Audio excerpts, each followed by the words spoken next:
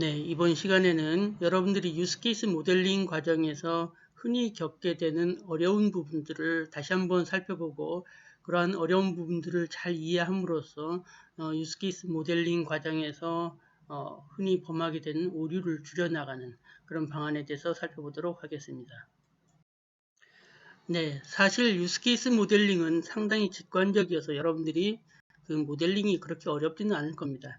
그런데 다만 몇 가지 어드밴스드 피처를 이제 사용하고 있죠. 그래서 어드밴스드 피처를 여러분들이 종종 헷갈려 하거나 잘못 사용하는 경우가 있는데 그 부분만 여러분들이 잘 이해한다고 하면 특별히 모델링이 어렵지는 않을 겁니다. 몇 가지 이제 어드밴스 피처가 있는데요. 하나하나 살펴보도록 하겠습니다. 먼저 액터 제너럴라이제이션입니다. 액터 제너럴라이제이션이라고 하는 것은 둘 이상의 액터들에서 나타나는 공통적인 행위들, 그런 공통적인 행위들을 페어런트 액터의 행위로 이제 모델링하는 거죠. 그렇게 함으로써 유스케이스 다이그램을 이제 단순화할 수 있다라고 하는 그런 장점이 있겠습니다. 다음으로 유스케이스 제너럴라이제이션이죠. 이 경우도 둘 이상의 유스케이스에서 공통적인 부분들을 그런 공통적인 피처들을 뽑아서 페어런트 유스케이스로 이제 모델링하는 그런 형태가 되는 거죠. 그 다음에 인크루드 릴레이션십 잘 알고 있죠. 인크루드 릴레이션십도 여러 개의 유스케이스 플로우에 반복적으로 나타나는 어떤 스텝들이 있을 때 그런 스텝들을 별도의 유스케이스로 그 모델링하는 그런 형태가 되겠습니다. 예, 이렇게 별도의 유스케이스의 행위로 모델링된 이러한 유스케이스를 포함하기 위해서는 우리는 include use case name 해서 여기 별도로 모델링된 use case 이름을 적어주면 되겠어요. 그래서 우리가 이럴 때 포함하는 use case를 base use case라고 하고 포함된 use case를 포함 use case라고 이름을 명명을 합니다. 그래서 이럴 때 이 base use case는 그 모든 그 포함 use case, inclusion use case가 없다고 하면 그것이 기능이 완전한 동작이 되는 건 아니죠. 즉 기능의 일부분이 빠져서 별도의 유스케이스로 모델링 됐기 때문에 이 별도로 모델링된 유스케이스가 없다고 하면은 이 베이스 유스케이스는 완전한 유스케이스는 아닌 거다라는 얘기가 되겠어요.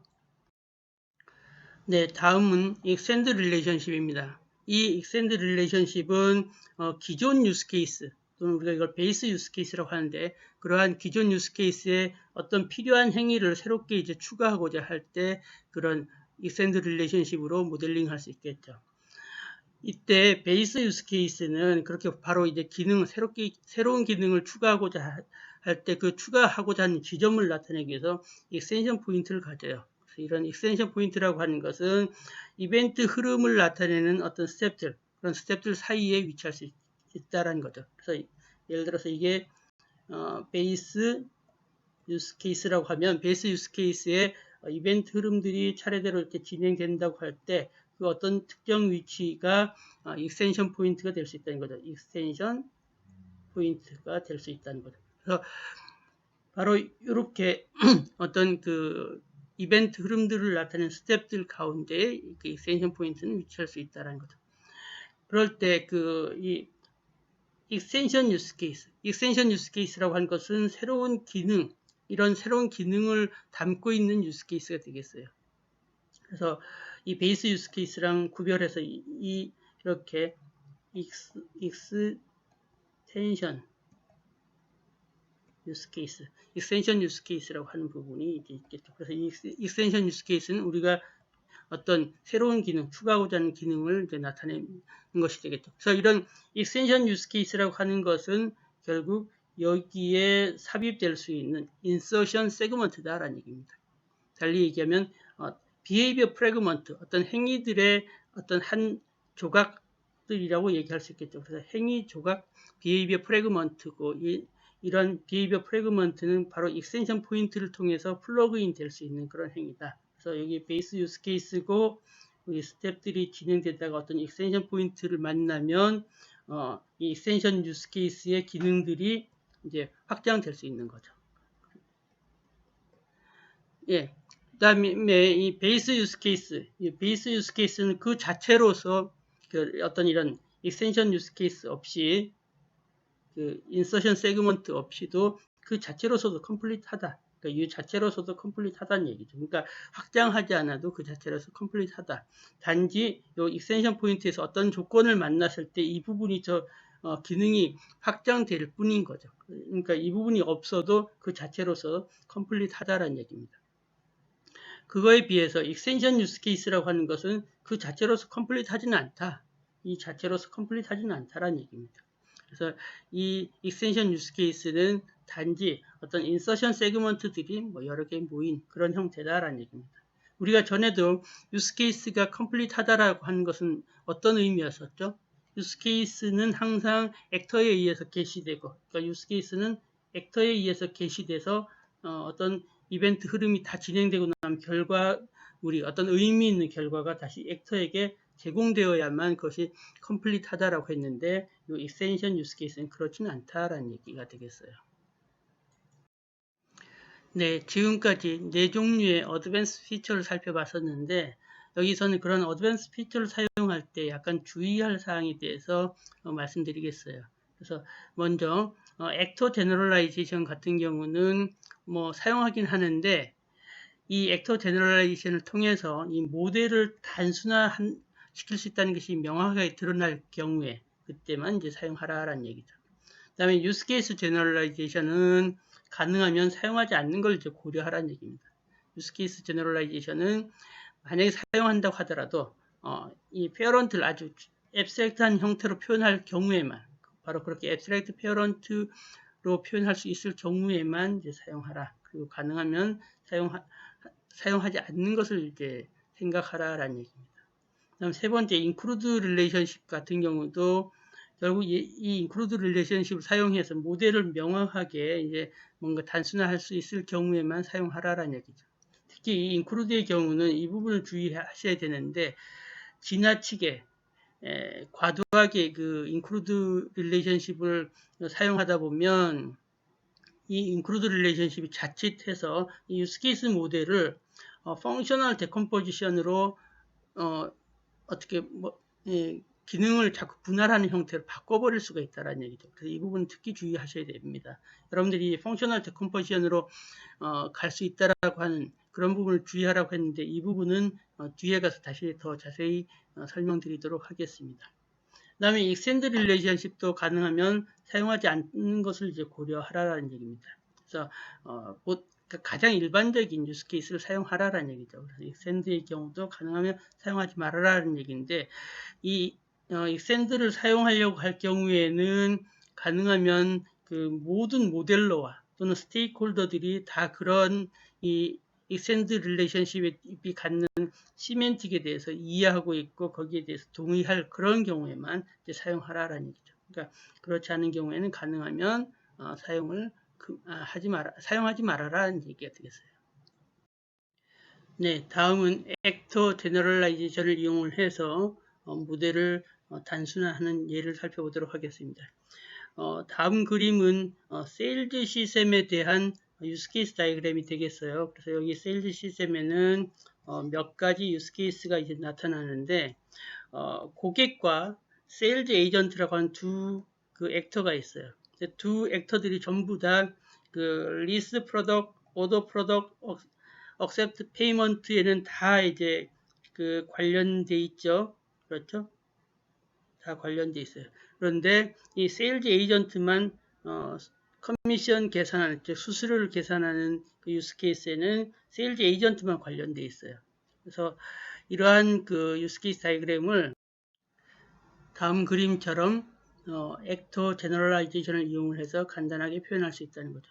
여기서는 커스터머 액터와 세일즈 에이전트 액터를 일반화해서 페어런트 액터인 포처서를 이제 만들었어요.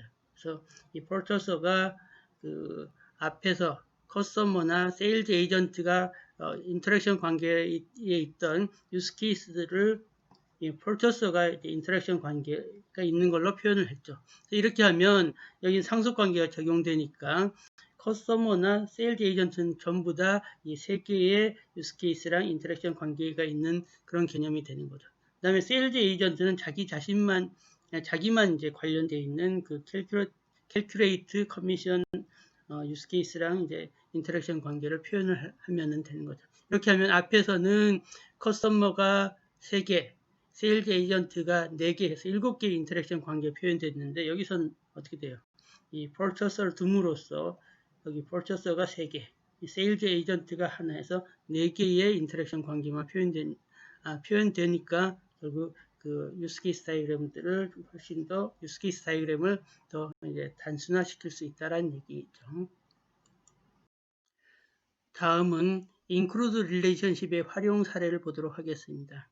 여기서는 퍼스널 시스템, 즉 직원 관리 시스템이 있고 매니저가 그런 직원들에 대해서 직원들의 정보를 변경하거나 또는 직원들의 정보를 보려고 하거나 또는 직원들의 정보를 딜리트 하려고 해요. 이렇게 인플로이 디테일을 변경하거나 보거나 딜리트 하려고 할 때는 항상 어떻게 해요? 어떤 해당된 직원을 정보를 먼저 찾아야 되겠죠. 찾고 나서 그런 부분에서 일부 변경하거나 또는 보거나 또는 지우거나 해야 되니까 어떤 직원에 대한 정보를 찾는 과정이 다 공통적으로 필요하겠죠. 그래서 바로 직원에 대한 정보를 찾는 부분을 유스 케이스로 별도로 두고 그것을 이제 포함하는, 인클루드하는 형태로 이제 모델링 한 거죠. 왜냐하면 이 find employee detail이라고 하는 것이 여기에서도 다 중복해서 반복적으로 나타나니까 그 부분을 이렇게 별도의 유스 케이스로 모델링 한 거죠. 네, 이렇게 include relationship을 표현하고 있는 유스 케이스 다이그램에서 그 각 유스 케이스의 세부적인 디스크립션을 살펴보도록 하죠. 거기에서는 include relationship이 어떻게 반영되는지를 보도록 합시다. 먼저 change employee detail 유스 케이스에 보면 메인 플로우에서 이렇게 표현되어 있죠. include find employee details. 그러니까 employee 디테일한 부분을 찾는 것을 먼저 포함을 하고 그 다음에 찾고 나면 employee 디테일을 그 변경하는 어떤 흐름이 진행되고 있는 거죠. 그 다음에 그 employee 디테일을 조회하는 부분에 있어서도 먼저 employee 디테일을 찾고 그 다음에 그 내용을 바탕으로 조회하는 그런 내용이 이제 진행되겠어요. delete employee detail 같은 경우도 먼저 find employee detail을 찾고 그럼 찾아진 정보를 바탕으로 employee detail을 지우는 부분들이 이제 나타나겠죠. 그 다음에 find employee detail은 이제 공통적으로 이제 나타나는 그 반복적인 단계들이었죠. 그래서 그 흐름을 잠깐 보면 매니저가 employee ID를 입력을 하면 CSM은 그 입력된 ID에 대한 인플로이의 디테일한 정보를 찾아서 준다라고 하는 것이 그 find employee detail의 그 스텝들이 되겠어요. 그래서 이런 식으로 해서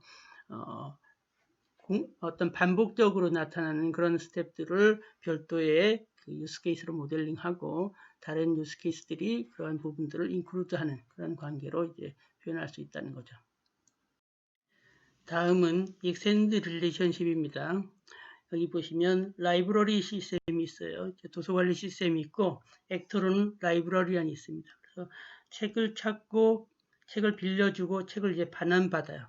여기에서 익스텐션 유스 케이스로 issue fine이 있습니다. 그러니까 과태료를 이제 발행하는 그런 그 유스 케이스죠. 근데 이 과태료를 부과해서 발행한다라고 하는 것은 책을 반환하는 그 상황에서 이제 생기는 거죠. 그래서 다른 유스 케이스랑은 관계없고, 그러니까 책을 반환할 때 어떤 특정 조건이 만족되면 과태료를 이제 발행하게 되겠죠. 그래서 그때 이 과태료 발행이라고 하는 것은 실제로 책을 반환하는 이 유스 케이스를 어떤 특정한 상황에서 확장하니까 방향이 어떻게 돼요? 방향이 이쪽이 돼야 됩니다. 그래서 확장이라고 했고, 그래서 여기 베이스 유스 케이스고 여기는 익스텐션 유스 케이스인데 익스텐션 유스 케이스에서 베이스 유스 케이스 방향으로 확장 표시를 해야 돼요.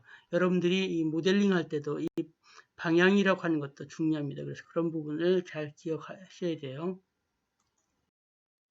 네, 앞에 다이어그램에서 그 extend relationship을 좀 더 자세히 살펴보도록 하죠. 앞에서 return book에 대한 유스 케이스에 대해서 그 이슈 파일이 확장한다라고 했었죠. 여기 보시면 확장점을 표시해놨어요. 익스텐션 포인트는 바로 오버듀 북이다. 그러니까 책을 반납해야 되는데 그 반납 기간이 지난 그런 책일 때가 그러니까 이 이슈 파인에 이라고 한 유스 케이스가 확장된다라는 거죠. 그래서 바로 그 확장 지점에 이름을 명시해 놓고 그때 이 확장된 유스 케이스의 관계를 표현해 놨어요.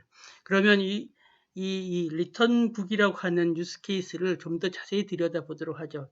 그때 그 이 확장점이 어떻게 표현되는지, 그다음에 확장 유스 케이스는 또 좀 이따 더 어떻게 그 구체적인 내용이 표현되는지 살펴보도록 하죠.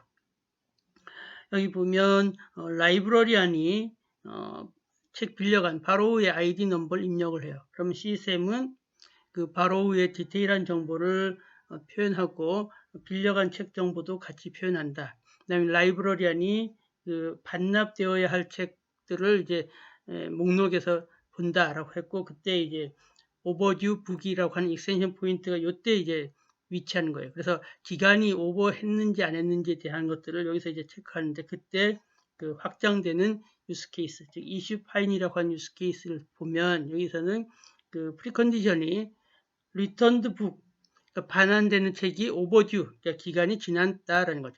그런 상황에서 플로우가 라이브러리안은 그 과태료에 대한 정보를 시스템에 입력한다. 그다음에 시스템은 그러면 과태료에 대한 정보를 출력한다라는 거죠. 그다음에 포스 컨디션에서는 그 과태료가 시스템에 기록되고, 그다음에 시스템은 그 과태료에 대한 것을 발행했다라고 하는 것이 나오는 그런 형태가 되는 거죠. 그래서 이 익스텐션 포인트라고 하는 것이 이렇게 표현된다는 거, 그다음에 그것이 실제로 유스케이스 디스크립션 내에서 이렇게 표현되고, 그 다음에 확장된 익스텐션 유스케이스는 이런 식으로 표현돼서 그런 그 어떤 부분들이, 어떤 행위들이 새롭게 이제 추가되어야 되는지 그 조건과 그다음에 그렇게 추가된 행위들에 대해서 기술하는 방법들에 대해서 살펴볼 수 있습니다. 예, 그러면 여러분들이 유스케이스 작성할 때 필요한 도움이 되는 몇 가지 팁에 대해서 말씀드리도록 하겠습니다. 먼저 유스케이스는 짧고 단순하게 유지해야 됩니다. 그래서 요구사항을 포착하기 충분한 정도의 세부사항만 포함하라라고 했어요. 사실 우리가 앞에서 요구사항 수집을 하고 그런 요구사항에 대해서 명세를 했었어요. 이 요구사항 명세라고 하는 것은 어떤 기능이 필요하다, 무슨 일을 해야 된다라고 조금 더 이제 세분화해서 표현했지만, 여기서 우리가 유스케이스 작성할 때만큼 상세하진 않았어요. 그래서 요구사항 명세를 좀 더 세분화해서 표현하는 것이 이제 유스케이스인 거죠. 그렇지만 그렇다고 해서 유스케이스를 너무 막 복잡하고 길게 쓰지 말고 결국 요구사항을 좀 세분화하는, 그래서 그 요구사항을 정확하게 이제 표현하고 이해하는 정도로만 포함하라라는, 그 정도만 이제 기술하라라는 얘기입니다. 그래서 유스케이스를 기술할 때 주요 흐름, 그러니까 메인 플로우는 종이의 한 면을 넘지 않도록 하라라는 얘기죠. 그 다음에 유스케이스를 짧고 단순하게 유지하기 위해서는 텍스트를 단순화하라라는 얘기죠. 그 텍스트를 너무 길게 얘기를 써나가거나 하지 말아라는 얘기예요. 그 다음에 설계 세부 정보를 제거하라. 결국 이제 요구사항을 명세하고, 그 다음에 유스케이스를 가지고 요구사항을 좀 더 세분화해서 표현하고, 하지만 지금은 어쨌든 다 요구사항을 기술하는 단계이기 때문에 우리가 이 요구사항이 실제로 컴퓨터에서 어떻게 실현되는지에 대해서는 아직은 몰라도 돼요. 따라서 설계에 대한 세부 정보를 표현하는 것을 피하라라는 얘기죠. 그 다음에 유스케이스를 짧고 단순하게 유지해야 되는데, 그러는데 너무 시간이 오래 걸린다라고 하면은 뭔가 우리가 잘 표현을 못했다, 즉 문제를 잘 분석 못했다라고 하는 부분이 되니까 문제를 다시 분석하라라는 얘기죠. 그 다음에 유스케이스를 작성할 때는 어떻게가 아니라 무엇에 초점을 맞춰라. 즉 시스템이 어떻게 수행하는지가 아니라 시스템이 무엇을 수행할 것인지에 초점을 맞춰라. 이 부분 뭐예요? 방금 전에도 얘기했지만 우리가 요구사항을 명세할 때도 마찬가지 이 얘기를 했었죠. 요구사항을 수집하고 요구사항을 명세할 때도 how가 아니라 what에 초점을 맞춰라 라고 했었죠. 왜냐하면 이 요구사항이라고 하는 것은 결국은 실세계에 에서 사용하는 말을 가지고 그 고객이나 사용자가 필요한 그 고객 사용자의 니즈를 표현하는 것이 요구사항이고, 그런 요구사항을 좀 더 세분화하는 것이 유스케이스이기 때문에 아직은 그것이 어떻게 컴퓨터 월드에 와서 소프트웨어 시스템으로 구현되는지에 대해서는 아직은 집중하지 말라는 얘기죠. 그래서 how가 아니라 what에 초점을 맞추라라는 얘기가 되겠어요. 그 다음에 세 번째 그 중요한 팁으로 기능 분할을 피하라라는 얘기입니다. 그래서 이 기능 분할을 피하는 것이 대단히 중요한데, 보통 일반적으로 이제 유스케이스 분석할 때 많이 범하는 오류가 이런 경우가 있어요. 여러분들도 이런 부분 주의하셔야 되는데, 하이 레벨 유스케이스 집합을 만든 다음에 그것을 계속 분할해서 가장 하위의 유스케이스인 프리미티브 유스케이스에 도달할 때까지 계속 그 유스케이스를 분할해 나가서 분할을 반복하는 이런 일들을 하는데, 그런 부분들을 절대적으로 피하라라는 얘기죠. 네, 물론 여러분들은 요즘은 좀 덜할지 모르는데, 예전에는 예전의 소프트웨어 개발 방법들은 구조적 분석 및 설계 기법을 예전에는 소프트웨어 개발 방법으로 많이 썼었어요. 이 구조적 분석 및 설계에서는 주로 기능을 중심으로 소프트웨어 시스템을 모델링을 했기 때문에, 하나의 커다란 소프트웨어 시스템은 다시 세부적으로 나눠지고 기능이 또 쪼개지고 또 다른 기능으로 또 쪼개지고 이 기능이 또 쪼개지고 해서 계속 이런 식으로 해서 더 이상 어느 정도, 그러니까 C 코드로 얘기하면 하나의 펑션에 해당하는 그 정도 단위가 될 때까지 이제 쪼개 나갔어요. 그래서 이런 맨 하위로 이렇게 쪼개서 하나의 펑션 단위가 될 때까지 쪼개 나가면서 이렇게 기능들을 분할을 해 나갔는데, 이런 것에서 익숙했던 사람들이 종종 유스케이스 분석할 때도 이런 구조적 분석 및 설계에서 적용했던 방법을 적용하는 경우가 있는데, 이런 부분을 피하라라는 얘기죠. 이 구조적 분석 및 설계에서는 그런 식으로 기능 단위로 쪼개나가는 것이 맞았지만, 이 유스케이스 분석에서는 그래서 하나의 고수준 유스케이스를 만든 다음에 그것이 작은, 그러니까 어느 정도의 여기 그 C에서 얘기했던, 아까 얘기했던 대로 어떤 펑션 단위 정도 될 때, 그 정도의 규모에 도달할 때까지, 원시 유스케이스에 도달할 때까지 계속 쪼개나가도록 하는 이런 방법은 바람직하지 않다는 얘기죠. 그래서 그런 부분을 반드시 피하셔야 됩니다. 네, 앞에서 기능 분할을 피하라라고 얘기를 했는데, 그렇게 얘기하다 보면 여러분들이 그러면 유스케이스 모델링에서는 계층 구조가 나타나지 않느냐라고 물어볼 수 있어요. 그렇지만 이제 계층 구조라고 하는 것을 유스케이스 모델링에서도 전혀 피할 수는 없죠. 근데 이제 그 수준을 앞에서처럼 계속해서 내려가서 여러 그 레벨에 걸치도록, 여러 레벨에 걸쳐서 그 기능을 분할하는 그런 형태로 그 옛날 구조적 분석 및 설계에서 했던 방법을 피하라라는 얘기입니다. 그러면 유스케이스 모델링에서 어느 정도까지 그럼 레벨링을 하면 되느냐? 보통 한 수준, 그러니까 원 레벨 또는 최대 투 레벨 정도로 유지하는 것이 좋다라는 얘기죠. 무슨 말이냐면 어떤 소프트웨어 시스템을 우리가 유스케이스 모델링 하려고 해요. 그러면 기능 1, 기능 2, 기능 3으로 이제 크게 나눴는데, 다시 1번 기능을 다시 또 유스케이스 모델링에서 좀 더 세분화해서 이렇게 1번 기능 또는 2번 기능에 대해서도 세분화해서 유스케이스 모델링하는 이 정도로 이제 유지하는 것이 가장 바람직하다라는 얘기죠. 너무 많이 계속 쪼개가는 그런 형태는 바람직하지 않다라는 거죠. 그 다음에 두 번째로 또 중요한 그 기능 분할을 해서 여러분들이 피해야 할 부분이 모델 전체가 단일 유스케이스에 뿌리를 두는 이런 형태의 그 유스케이스 모델링을 피하라라는 얘기입니다. 여기 한번 볼까요? 이 라이브러리 시스템이 있는데, 이 라이브러리 시스템, 그러니까 도서관리 시스템이 작동하도록 하라라고 해서 어떤 친구가 런 라이브러리라고 하는 유스케이스 모델링이 있어요. 근데 도서관리를 하기 위해서 런 라이브러리를 해야 되는데, 얘는 생각해 보니까 책을 관리해야지, 티켓 관리해야지, 그다음에 대출을 관리해야지 하면서 그런 기능을 포함해야 되겠다라고 이렇게 했어요. 근데 책 관리는 다시 책을 추가하고 책을 삭제하는 기능이 있으니까 그걸 또 포함하자. 다음에 대출 관리에 있어서도 책을 빌려준다, 책을 반환한다를 포함하자 해서 이렇게 해서 계속 기능을 분할해 나가는. 그래서 모델 전체가 하나의 단일 유스케이스에 뿌리를 두고 계속해서 기능을 분할해 나가는 이런 형태로 하는 것은 피하라라는 얘기입니다. 바람직하지 않다라는 얘기죠. 잠깐 지워볼게요.